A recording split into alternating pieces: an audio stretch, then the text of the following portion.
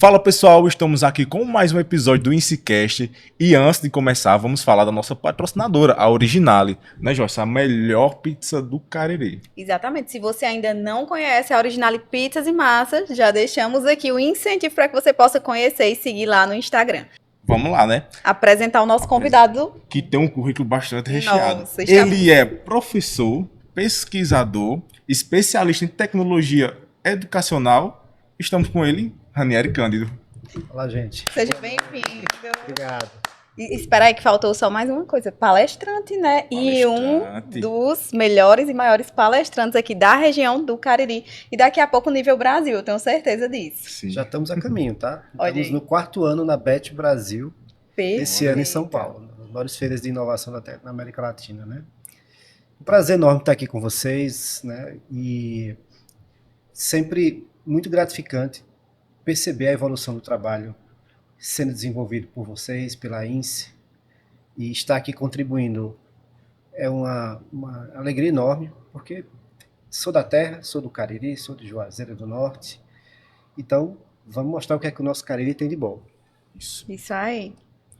Ranieri, queremos saber quem é Ranieri Cândido, além do que a gente já apresentou aqui. Se você puder falar um pouco sobre sua trajetória, pode ficar à vontade. Bem, eu iniciei minha trajetória em tecnologia educacional na década de 90. E aí começo a construir um trabalho muito voltado, inicialmente, como a informática estava nascendo naquela época, né? Parece muito distante. Porque eu comecei novo, tá, pessoal? Tinha 18 anos, mas computadores estavam chegando às mesas, a internet estava dando seus primeiros passos, e na década de 90 era muito instrumentalização, né? Nós vivíamos um período onde nós tínhamos que entender o que aquela tecnologia era, o que ela podia fazer, para depois entender como é que nós poderíamos aplicá-la. Então, a jornada com tecnologia educacional começa dessa forma. Hoje, depois de algumas décadas, a gente está vivendo um momento inverso. A gente já domina essas tecnologias, a gente já tem como fazer alguma coisa com elas e estamos buscando entender como melhor aplicá-las no nosso cotidiano, da escola, da nossa vida particular. E aí fui buscar minhas graduações, né? Eu tenho 2 graduações, eu sou formado inicialmente em letras e depois me formei em sistemas de informação e na sequência fiz um mestrado em ciência da computação. Estava aqui nos bastidores dizendo que falta uma figurinha para mim ainda, que eu tenho um grande desejo, que é fazer um doutorado. Mas, por enquanto, é só desejo. Mas também busquei, paralelo a tudo isso, estar atualizado com o que o mundo pensa sobre educação e onde tecnologia se conecta com tudo isso. Estive em vários eventos nacionais, consequentemente internacionais, e aí a carreira da gente vai se moldando, né, porque atuando como gestor de tecnologia do Colégio Paraíso, eu tive que também me adaptar na área de gestão. Então, fui buscar cursos de formação na área de gestão. Tenho 2 MBAs na área de gestão. E na área de tecnologia, a gente não perdeu o foco e sempre esteve antenado, fazendo complementações de estudos na área, não mais tão técnica assim, lógico, mas a gente não deixa de ter aquele viés do tecnicista, né? Eu sou analista de sistemas, então eu tenho que entender de desenvolvimento, de software. A gente tem uma mini fábrica de software dentro da escola, com uma equipe de 10 pessoas, né? Onde a gente tem que acompanhar o desenvolvimento de várias soluções voltadas para as necessidades da instituição. Mas também entendi que poderia compartilhar um pouco do que eu aprendo, porque eu sou um eterno aprendente. Eu não me canso de saber como é que eu posso expandir o meu conhecimento. E esse é o desejo que eu quero compartilhar com vocês aqui hoje. Muito mais do que um título no currículo, é a necessidade e a busca por querer aprender todos os dias. É verdade. E aí teria que eu também posso compartilhar um pouco do que eu aprendo com as pessoas. E aí, sou palestrante porque eu faço isso, vou até brincar, como um hobby, não como uma, uma, Uma uma obrigação, né? obrigação, porque eu tenho que ganhar um dinheiro. Não, eu entendi que a gente pode contribuir, principalmente com o desenvolvimento da região do Cariri. E aí me conectei com vocês. Olha aí. Eu acho que isso resume um pouco da minha jornada até agora. Tudo acaba sendo integração, né? Conexão. E por falar nisso, como foi que surgiu assim esse interesse em você integrar a tecnologia, né, aplicada aí à educação? Bom, eu diria que dizem que eu sou muito tímido e calado, mas na prática eu sou observador. Uhum. Então, a partir das minhas observações, entendendo, eu tive a oportunidade de dar aula para a educação infantil ao ensino superior. Eu passei por todos os níveis, porque eu não citei aqui, mas eu estive uma época como professor universitário também. Então, entendendo a ansiedade desses jovens, dessas crianças, por aprender mais sobre tecnologia e como tecnologia poderia potencializar o aprendizado delas, eu disse assim, bom, a gente tem que observar onde é que isso pode ser aplicável, em primeiro ponto, aplicável, porque não adianta ficarmos no mundo da subjetividade, dos estudos, enfim. E eu sou muito prático. E, ao mesmo tempo, onde buscar os recursos para que tudo isso acontecesse. Então, por isso que eu disse, eu passei a navegar entre a sala de aula, né, e a questão da necessidade de saber onde buscar esse recurso na gestão para poder ser aplicado.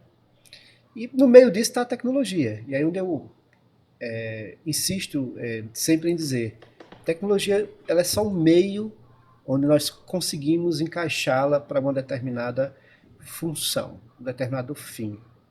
Mas ela nunca será o fim por si só. Na hora que ela é o fim por si só, ela acaba não dando certo.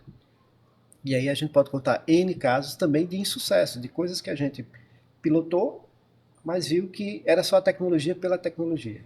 Foi onde a gente foi aprendendo. Disse, não, pera, vem cá, eu tenho que chamar aquele outro professor daquela disciplina XYZ, que é ele que é o detentor daquele conhecimento daquela área, para entender como é que ele pode conectar isso com tecnologia, a sala de aula e, consequentemente, o aprendizado do aluno.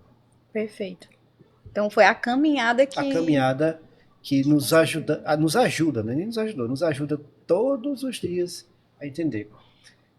Aí vocês vão me permitir falar da minha experiência, tá? Assim, eu sou um profissional de uma empresa só.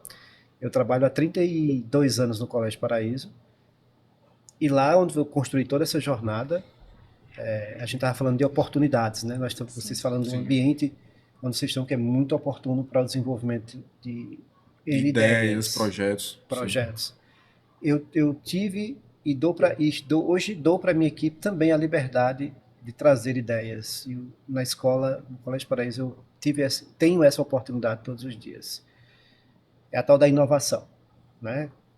Nada mais é do que você entender como no seu universo você consegue transformar o que já está bom em melhor ou aquilo que ainda precisa ser melhorado em algo melhor.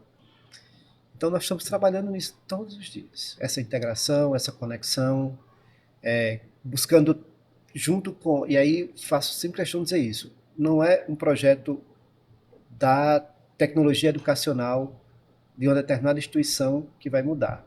Tem que ser um projeto da escola. Se não for um projeto de escola, você não consegue. E aí eu vou dar um exemplo bem pontual. O Colégio Paraíso é uma escola Microsoft de referência. Nós chamamos de Showcase School. Por quê? Porque nós conseguimos unir aquilo que é a nossa prática pedagógica com tecnologia, que são as tecnologias da Microsoft, e nada mais é do que Windows, Word, Excel, PowerPoint e outras ferramentas hoje, o Microsoft Copilot com IA, com uma prática docente. Enquanto isso não foi um projeto de escola, nós não conseguimos dar o primeiro passo. Em 2017, a gente consegue mostrar isso para a comunidade escolar, para os professores, e dizer assim, vamos junto? Por quê? E aí eu encontrei um fator motivacional. Professor, dentro desse programa tem um programa chamado Microsoft Innovator Expert, que é o MI Expert. Se você fizer um trabalho, uma atividade, um projeto com seus alunos em sala de aula, e esse projeto for reconhecido pela Microsoft, você automaticamente recebe um título, vamos dizer assim, que a Microsoft lhe dá de Innovator. Você é um professor inovador. Seu case pode se tornar um case mundial. E em 2018, na Bet Educar, o case da escola, como showcase, foi o case que, na época, era o Anthony Salcito, que era o VP de Educação da Microsoft. Ele apresentou o case da escola para toda a América Latina. E não era o case de um professor A, B ou C, era o case da escola. Então isso nos mostra como uma caminhada conjunta, com todo mundo entendendo qual é o seu papel, é fundamental e pode causar essa transformação que a gente tanto espera na nossa escola. Eu converso com alguns colegas Brasil afora e dizem assim, mas ainda, por incrível que pareça, existe uma certa resistência. Na verdade, a resistência é, na minha leitura de mundo, eu acho que os professores da tua escola não entenderam ainda qual é o papel dele nesse processo. Qual é o papel da tecnologia nesse processo? Como é que eles podem contribuir e se sentirem parte desse processo? Porque é isso que a gente busca. Show. Eu não sei, no meu tempo como estudante, a tecnologia era um problema, né? O celular era um problema, havia, tanto em casa como na escola, era um problema a tecnologia. Eu gostaria de saber se hoje em dia a tecnologia está beneficiando ou ainda atrapalhando os alunos na questão da aprendizagem. Bom, esse é um tema polêmico, mas é bom a gente colocar cada um nas suas caixinhas.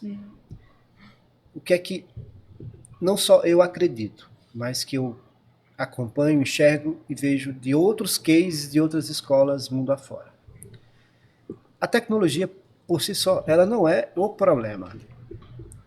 O problema é uma construção de hábitos ou de maus hábitos que são perpetuados na sala de aula. Então, veja só. Eu vou conectar com uma coisa que é muito, muito pertinente hoje em dia. Os jovens que se identificam como gamers. Jogar é ruim? Não.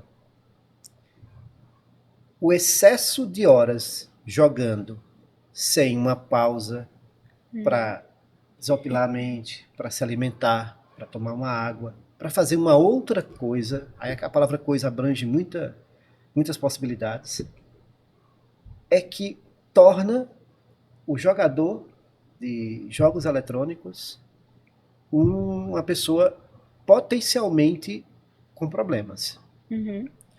Isso vale para a tecnologia. E aí a gente conecta vale para os celulares. E aí a gente conecta esse assunto com o mobile. Se eu sou uma pessoa que não tem um hábito de leitura, que não tem um hobby, que não pratica um esporte, que eu não faço outra coisa da vida a não ser chegar em casa e me trancar na tela de um celular, seja para qualquer que for a ação que eu vá fazer, mas via de regra são redes sociais, eu vou duplicar esse mau hábito na sala de aula. Então, assim, não é a tecnologia pela tecnologia, é o que você, enquanto pessoa, consegue dosar. Se a gente parar para pensar, todos os medicamentos são drogas. O que é que faz uma droga se tornar um veneno? Ou ela se tornar algo que...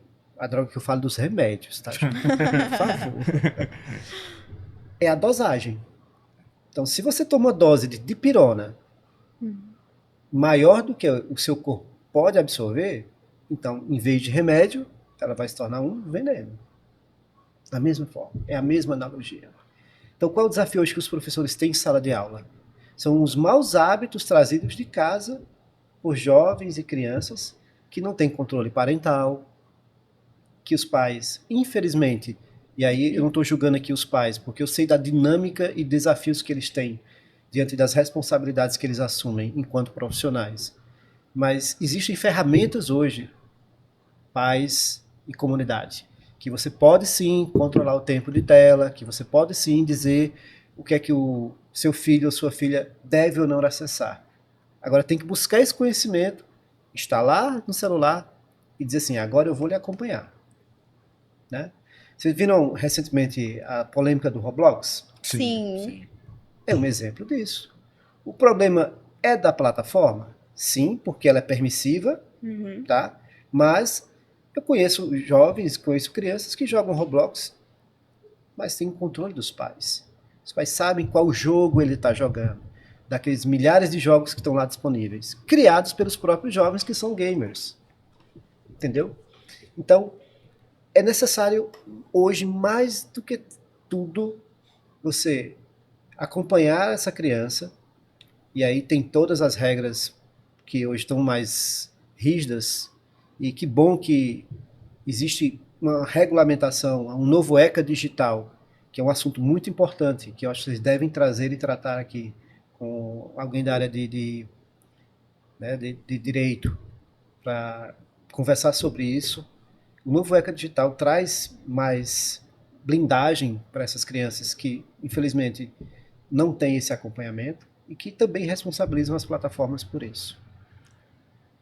Ficou vindo aqui a minha mente, né? Aquela frase clichê. Tudo demais é veneno. Uhum. E aí, com isso, acaba desencadeando muitos problemas, eu vou chamar assim, na mentalidade e na vida da criança, do adolescente, do jovem, enfim, como ansiedade, né, a questão da desconexão, a dificuldade no aprendizado. Então, tudo isso realmente é muito São as prejudicial. consequências. São as São consequências. as consequências. E assim, aí você vai dizer, Rainer, é fácil falar. Não, eu tenho um filho adolescente de 14 anos e como pai, conhecedor de tecnologia, eu preciso acompanhá-lo. Sim. Você pode usar? Pode. Ele tem um celular dele hoje, tem acesso a uma rede social e ele tem hora para tudo. Tem hora para acordar, para dormir, hora para acordar, hora do estudo, hora do basquete, que ele é jogador de basquete.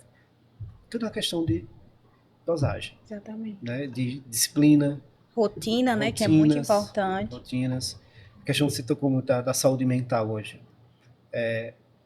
N fatores influenciam para que isso acabe de alguma forma se manifestando nas pessoas.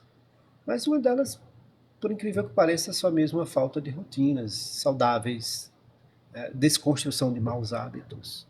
E aí, lógico, não estou aqui generalizando, pessoal. Tem casos e casos. Tem casos que a gente sabe que não tem nada a ver com isso. E a gente é ok e entende isso.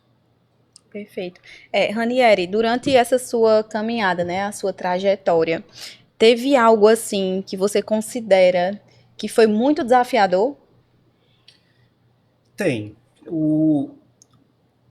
Tem um ponto que hoje ele voltou à tona, que durante ali quando a gente se tornou lá no colégio Paraíso uma Microsoft Showcase School, eles têm que eles chamam de framework, que eles avaliam a instituição e dizem assim, aí um ponto na época, é bem explícito, aponte os aspectos da transformação digital da escola. E aí na época lá, em 2017, transformação digital era um assunto que ainda as pessoas estavam entendendo do que se tratava. Sim. Porque quando se fala de digital, se conectava totalmente ao que é de tecnologias digitais. Mas o aspecto em si, geral da transformação digital, está muito mais ligado a como as pessoas estão usando o digital, ou usavam o digital na época, para transformar as suas rotinas, sejam elas de sala de aula, principalmente, ou do ambiente da escola como um todo. E esse foi um grande desafio, porque, como eu disse, tinha que ser um projeto de escola, não um projeto de tecnologia. E eu falava lá em 2017 para os professores e notava eles olhando assim para mim, dizendo assim, mas eu não estou entendendo. E eu entendi porque é que eles não estavam entendendo, porque até então nós somos doutrinados a entender assim, não, tecnologia é com o menino do TI, tecnologia é com a TI. Sempre foi responsabilidade da TI e não minha. Uhum. Então, quando eu dizia, olha, pessoal, para que tudo isso aconteça, é preciso que vocês entendam que tecnologia não é só de um departamento, de um setor. Tecnologia não vou dizer a palavra responsabilidade traz um peso, mas é responsabilidade sua também, enquanto profissional, enquanto pessoa, porque isso não se aplica só aqui dentro, isso vai para a tua vida como um todo. Sim. Né? Então, foi um grande desafio. Um grande desafio porque foi literalmente ter que catequizar as pessoas Sim. sobre o que seria esse papel da transformação digital, o que seria a transformação digital e como fazer essa transformação digital acontecer na escola. Perfeito. Em pouco tempo teve uma mudança grande, foi na tecnologia. A gente hoje vive numa geração de IA, né? Isso. Onde a maioria das coisas é IA. Por mais que a gente tá vivendo numa geração essa onda das IAs, algumas pessoas ainda têm uma certa limitação, que pensa que as IA hoje é só apenas texto, imagem e documento. Mas as IAs hoje vai muito além do que isso. São fluxos, são prompts prontos, são mensagens, são atendimentos automáticos por IA também. E Raniero, eu gostaria de saber que você também passasse para as pessoas como a IA hoje está implementando na educação, tanto facilitando ou até mesmo, se eu posso usar o termo, atrapalhando na criatividade dos professores com a geração de alguma coisa, de algum conteúdo. Vamos lá. Eu sou o cara mais pé no chão sobre esse assunto que você vai ter acesso nos próximos anos. Porque eu não surfo a vibe do oba-oba. Tá? Eu sou bem realista em relação a isso. Em educação, o que existe por enquanto no nosso universo internacional são experimentos. Por quê? Porque não existe um projeto de IA para a educação. Não existe. A IA não está no currículo. Como tecnologia, agora, depois da BNCC da computação, é que algumas escolas entenderam que pensamento computacional tem que fazer parte do currículo da escola. Mas é uma opção da escola, ainda não é obrigatório. Então, por isso que eu digo que eu sou pé no chão. Porque se a escola não tem a BNCC da computação compreendida pelos seus professores, se ela não tem implementada uma aula de pensamento computacional, muito difícil ela estar fazendo um trabalho com inteligência artificial. O que ela está fazendo é copiando alguma coisa de algum lugar que alguém viu que é válido. Não vou dizer que não é válido, porque pelo menos existe ali um espaço de experimentação. Mas não há... eu conheço pouquíssimas escolas que têm isso implementado, de verdade. Sabe, que pega a criança lá no ensino fundamental, anos iniciais, e vai com ele até o ensino médio, fazendo um trabalho, inserindo pensamento computacional, educação midiática, que é uma outra pauta muito importante. Não tem como falar de inteligência artificial sem falar de educação midiática, porque entra aí as questões dos conteúdos que são produzidos pelas IAs de forma irresponsáveis pelos jovens, e aí é preciso conversar sobre isso. Entra cidadania digital, que aí entra outra questão que é bullying, cyberbullying, que precisa também ser conversado na escola. Vocês entendem que não é... E volto a dizer, eu sou super entusiasta no que diz respeito a entender como uma tecnologia pode ser útil. Mas, por enquanto, em relação a IA, o que se tem é uma vibe de muito oba-oba. Muito oba-oba. Nós temos um projeto de inteligência artificial? Temos.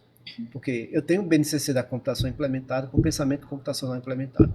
Lá no ensino fundamental anos iniciais, ali no terceiro ano, o aluno começa a entender o que é machine learning.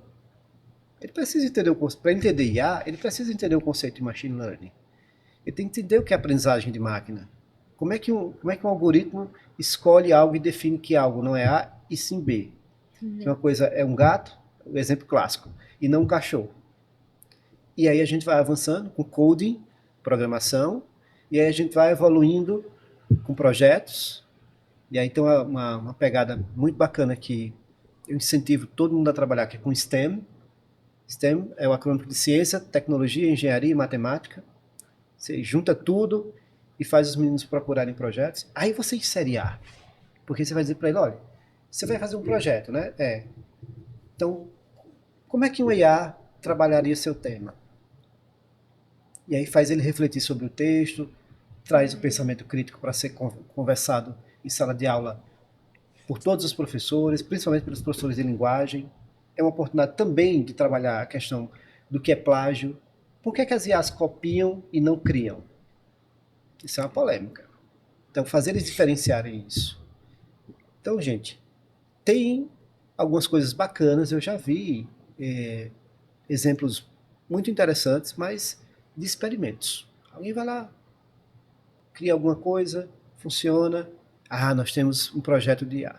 Então, na minha humilde opinião, o projeto de IA começa quando você trabalha a fundamentação desse aluno no pensamento computacional.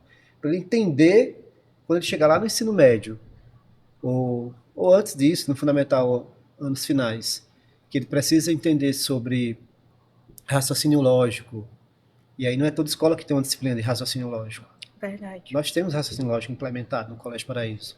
E quando ele chega no ensino médio, que ele precisa fazer uma série de junções de conteúdos para chegar no Enem e fazer uma prova, opa, a gente cumpriu com a missão. E aí vão surgir projetos de IA, ou projetos que usam inteligência artificial. Porque, para mim, assim, no meu conhecimento, no meu entendimento, IA é uma tecnologia de propósito geral. Então, se ela é tecnologia de propósito geral, ela não é uma tecnologia fim, sabe? Ela é a mais importante. Não, ela é mais uma das. Agora, hoje, né, quando a gente olha que ChatGPT já é a ferramenta mais utilizada para pesquisa e ultrapassou o Google nesse aspecto, opa, encontramos uma utilidade para isso. Mas será que estamos sabendo utilizar da forma correta? E aí entra todo esse arcabouço de repertório que eu acabei de citar. Porque senão, o menino é mais um navegador sem rumo. E o professor também. Né? Também isso. E a gente tem que ter o maior cuidado, né? Eu estava vendo umas decisões recentes, e aí o pessoal da área do direito, que às vezes vai pesquisa no chat GPT e tal, às vezes até a petição já joga lá e sai tudo, e o chat fica criando jurisprudências. E aí, muitos advogados estavam pegando, não iam a fundo para, enfim, né, ver a veracidade e estavam jogando nas peças. E olha só o perigo, né? Vê só a falha na formação desse profissional. Porque faltou uma instrução antes dele ser da área do direito. E eu sei que isso na área do direito, dependendo do curso, se for bem trabalhado, e ali, hoje, se perguntar assim, qual é a disciplina mais importante no mundo acadêmico? Qual é que vocês acham que é a disciplina mais importante hoje, atualmente, no mundo acadêmico? Nossa. Entenda, o ensino básico ou o ensino superior? Eu vou falar algo bem geral, mas eu diria que ética. E aí, Eduardo? Do ética também. Tá, vocês bateram na trave. Ética dá dentro da filosofia. Sim. A filosofia hoje é a disciplina mais importante, porque ela trabalha o pensamento crítico. Ela ajuda a entender a formação do pensamento. Por que é que os filósofos insistiam tanto nessa pauta? Porque o indivíduo sem pensamento crítico ele é alguém que não tem filtros. Uhum. Não acha que tá ali é verdade. Tá, não passa pelo senso, pelo raciocínio dele. Concorda com tudo, né? Concorda com tudo. Então, o que o ChatGPT disser tá certo. O Gemini, o Copilot, seja lá qual for a IA. Porque a IA, né, gente, ela cria. Então, se ela criou, ela pensou em algum lugar. E aí entra o assunto das alucinações, enfim, tudo isso, essa parte mais técnica que tá aí. Vou confiar, né? Vou confiar. Bom, então vamos entrar no assunto do EduqueDay, né? O EduqueDay, para quem não sabe, é um evento voltado para educadores, que é como se a AINS fosse mantenedora do evento. E, na verdade, é o maior congresso internacional de educação da região do Cariri, né? Inovador. Este ano, 2026, nós estaremos entrando na 3ª edição. E em 2025, nós tivemos o prazer de ter o Ranieri como palestrante, né? E aí gostaríamos de saber de você o que foi que te chamou a atenção, assim, no EduqueDay, que te fez aceitar, né, estar presente e contribuindo para esse evento. Primeiro, o pioneirismo, né? Eu sempre tive em mim, eu já estive em alguns eventos importantes na área de educação e tecnologia, como a BET Educar. Eu estive na BET Brasil e na BET Londres, como palestrante. Na BET Londres foi algo mais reservado, foi dentro do vamos dizer assim, do case da Microsoft, como escola de referência, showcase. mas estive na Betlondo também como palestrante. E no Crescer, que é um outro evento muito importante lá em São Paulo, no GEDUC, enfim, a gente já esteve nesses lugares, com poder de fala. Mas faltava falar para o pessoal de casa. Poxa, como é bacana. Eu nunca tive tanto frio na barriga quando foi entrar naquele palco ano passado. Que eu olhei, eu sabia que ali eu estava falando para os meus, sabe? Para um grupo de professores que nós estamos juntos aqui, né? Desenvolvendo, ajudando a desenvolver o Cariri. E me espantou a grandeza do evento, tanto na parte de conteúdo, com outros nomes nacionais que vocês trouxeram, internacionais, até um deles, mas também a estrutura do evento, o acolhimento do evento. Não deixou a desejar em absolutamente nada, gente. Já estive em muitos eventos nacionais e internacionais, mas não deixou a desejar em nada. E é muito bacana ter tido a oportunidade de ser uma das pessoas que trouxe uma contribuição. Tá? Parabenizo a INSE pela iniciativa e pela aposta, né? Porque é uma aposta quando você faz um evento dessa envergadura. Porque eu sei que não é fácil, eu sei que tem uma série de desafios. Então, esse ano vamos estar de novo junto e eu espero também deixar de novo aí uma marquinha no Eduquidei. Perfeito. O Ranieri pode dar um spoilerzinho do que vai ser abordado esse ano? Bom, eu continuo com a minha temática, né, que é na área de tecnologia e inovação, só que nós vamos abordar um assunto, trabalhar um assunto hoje que é muito sensível, que é sobre inclusão. Eu fui desafiado, eu adoro desafios para a equipe de conteúdo de vocês, estou trabalhando aí nesse tema. Olha aí. Vou deixar aqui. Parar aqui, deixa aqui. Pode Pergunta ir. não. Vamos brincar? Quer fazer alguma pergunta? Tá tão bom assim falar sobre a Eduquidei, né? Inclusive, vai ser em abril, você que tá assistindo esse episódio. Se não conhece ainda o Eduquidei, já convidamos vocês, né, a seguirem lá nossas redes sociais, ficarem por dentro e, claro, garantir a inscrição, né? Isso eram 2 dias, viu? Isso aí. Então, bora brincar um pouco? Vamos lá. Vamos lá. A ideia é que seja rápido, né? Só que assim, nunca é. o nome é um ping-pong, né? Mas enfim, é justamente para buscar conhecer também mais um pouco sobre Ranieri. E aí, quer começar? Gostaria. Vá. Ranieri, qual o seu hobby favorito? Andar de moto. Eu sou motociclista profissional. Quer dizer profissional porque eu já viajei o mundo de moto. Nossa. América Latina, Europa. Tá faltando América do Norte, mas quem sabe aí logo logo a gente faz um passeiozinho por lá. É um dos meus desejos também, Olha, viajar por aí de moto. Deve ser muito emocionante. É viciante. Viciante. Ranieri, um sonho. Eu venho trabalhando com educação e tecnologia há pelo menos 28 anos. E falta deixar minha marca com uma contribuição real de tudo isso que eu acredito e ajudo não só o Colégio Paraíso, eu também tenho feito consultorias em outras escolas, por enquanto a nível de Nordeste, mas já tenho um convite plenário numa escola no Sudeste para fazer um trabalho lá, mas falta um produto para mim, sabe? Eu quero usar todo esse meu conhecimento, conectar isso com uma tecnologia para ajudar os jovens. Eu sei que é rápido, mas a gente depois pode explorar isso, mas, por exemplo, eu sou coordenador da Mostra Científica do Cariri, uma feira científica para a educação básica, onde a gente fomenta a iniciação científica, desenvolver cientistas, desenvolver a curiosidade. E nos últimos 3 anos, depois da pandemia para cá, eu senti a necessidade de incluir cada vez mais jovens do ensino público, dar a eles a oportunidade de mostrar o seu talento. Tanto que a Mocica começa com 10%, 20%, 30%, mas eu quero chegar a 50%. Porque eu sei que tem muita cabeça boa ali, tem muita ideia legal sendo desenvolvida. E aí eu acho que pode ser por aí. Perfeito. Uma música favorita? Ah, uma música eu falei, nossa, sempre que vai ser Muito específico, né? muito específico. Tem um hino do motociclista que é Born to be Wild. Eu nasci para ser selvagem. A música trata disso, assim, mas não selvagem não no sentido de, né, ser agressivo, predador, nada Sim, desse tipo, sim. mas no sentido de ser explorador, Se aventurar, se né? aventurar. Show de bola. Eu acho que é uma música bacana. Um medo. O medo, perder a capacidade de pensar, de raciocinar, de refletir.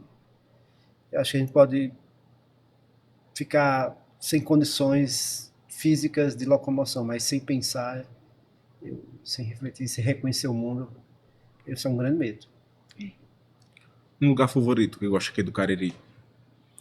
No Cariri, olha, muitos lugares bonitos, né?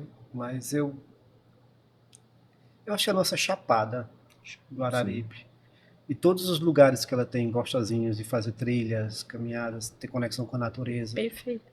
Eu amo. Também. Ranieri, é um livro que você goste muito e que você possa até deixar de indicação aqui pro pessoal. Hábitos Atômicos. Ah, Foi minha última leitura. Hoje, no mundo, né, louco que a gente vive, de muitas demandas e de uma necessidade real de disciplina e de mudanças de hábitos, né? Que a gente vai, sem querer, a gente constrói um mau hábito e nem se percebe às vezes. Hábitos Atômicos ajuda a trazer de volta essa consciência de que pequenos hábitos. Eu estou sendo muito simplista em explicar esse livro aqui, mas de como reestruturar a vida a partir de pequenos hábitos, pequenas constâncias. Voltar pro mundo, realmente, né? Voltar pro mundo. Mais algum? Só mais um. Vai lá. Uma experiência que você teve na educação que lhe marcou até hoje. Aí não dá para responder com poucas palavras não, porque foi para mim a minha experiência uau. Ano passado eu estive no Kennedy Space Center, na escola de formação de jovens cientistas, onde a NASA olha para esses jovens e para os educadores, e ela entendeu que tinha que levar os educadores para lá, para fomentar isso. E foi para mim, assim, uma das experiências que eu jamais imaginaria que eu teria oportunidade. E eu fui escolhido num grupo de professores para estar lá.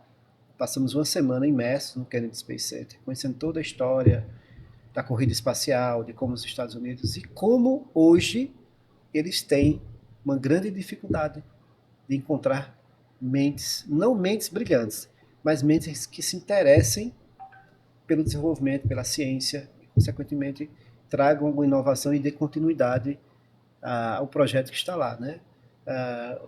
Os Estados Unidos terceirizou, ela não lança mais oficialmente, a NASA não lança mais oficialmente nenhum foguete, está na mão de duas grandes empresas americanas, mas existe um projeto que é o projeto Artemis, que é da NASA e vai decolar em 2026. E ele contando como surgiu o projeto Artemis depois da total paralisação do programa espacial, é um negócio fantástico. Surgiu da cabeça de jovens curiosos que queriam explorar o universo. Eu sou fascinado por essa ideia do universo, né? De que o mundo não termina aqui. A vida não termina aqui. Então, assim, para mim, eu já tive gratas experiências, excelentes oportunidades, mas estar na NASA, ser um dos professores, participar da formação, trazer essa formação aqui para o Cariri para multiplicar com meus pares, para mim foi fantástico. Que incrível. Ranieri, e gostaríamos de pedir agora que você deixasse um recado para o pessoal que está assistindo, né, esse episódio, e pode ficar à vontade. Vamos lá, gente. Depois que eu entendi o meu papel enquanto profissional, enquanto ser humano, no meu universo, no meu pequeno e particular universo, e alguns podem até dizer assim, não, mas você teve oportunidades, etc. Sim, tive oportunidades, mas poderia não ter abraçado essas oportunidades. Minha primeira viagem internacional eu não sabia bolhufas de inglês. Ainda hoje sei muito pouco, mas consigo me virar. Mas isso não foi um impeditivo de eu buscar entender assim, bom, eu vou, e se o que eu não entender, eu pergunto quem está do lado. Né? Primeira imersão na Universidade Americana, eu fui fazer um curso lá de gestão e, nossa, o inglês mais difícil que eu já tinha encontrado até então na minha vida. E com pouco conhecimento que eu tinha da língua. Mas onde é que eu quero chegar? Gente? É que as barreiras não se tornem impeditivo de crescimento. Ou desculpas para não ir, para não fazer. Às vezes, por mais que você ache que algo não vai agregar, porque, não, é mais alguém falando de mais alguma coisa. Para, escuta, eu acho que em algum momento vai sair dali algum insight. E aí eu vou conectar isso com o Eduque Day, vou conectar isso com a formação de professores.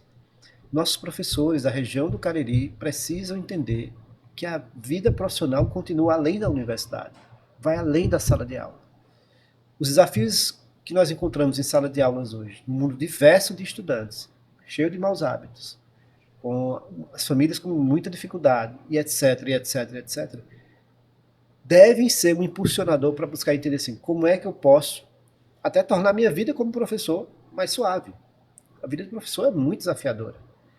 Planejamento de aula, correção de provas, né, a própria aula em si, jovens que não têm mais paciência de escutar muita coisa, né, porque eles têm acesso ao conhecimento. Nós temos que ter real certeza disso.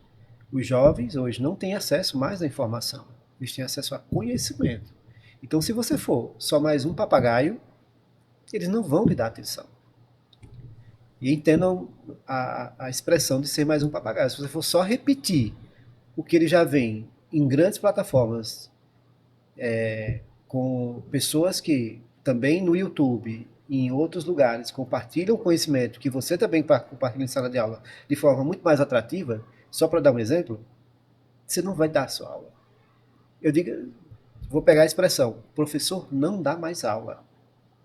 O professor tem que ser um facilitador. Ele tem que ser uma ferramenta que ajude a construir a partir do ponto de conversão com aquele aluno do universo de conhecimento que ele tem. Ele continua sendo o detentor hoje de uma parte importante desse conhecimento acadêmico. Ok.